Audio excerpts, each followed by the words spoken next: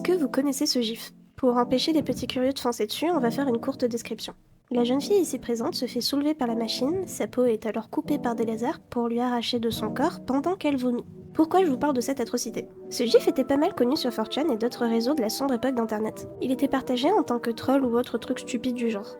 Alors qu'il avait réussi à être plus ou moins oublié au cours des dernières années comme étant un vieux trauma des ancêtres ici, depuis quelques jours TikTok lui fait connaître un regain de popularité. Et ce à cause d'une musique.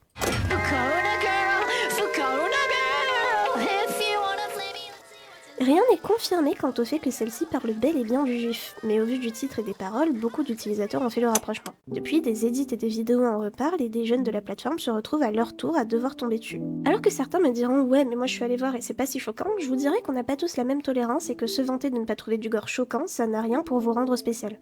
Le type à l'origine de ce gif en a fait 3 autres dans la même veine et ce style s'appelle de l'éroguro, un mélange entre le gore et l'érotisme, sauf que c'est juste complètement fucked up. Si j'en parle ici, c'est pour soulever une question. TikTok est-il encore un endroit sûr pour les adolescents de 13 ans avec toutes les trendes de ce genre? C'est pas la première fois qu'on fait face à une telle situation, et même si la limite d'âge de TikTok semblait plutôt bien il y a de cela 3 ans, l'est-elle encore maintenant? Peut-on avoir l'esprit tranquille en laissant notre petite sœur, notre petit frère ou notre enfant sur la plateforme, lorsque celle-ci sert à plébisciter ce qui nous avait pourtant déjà traumatisés par le passé?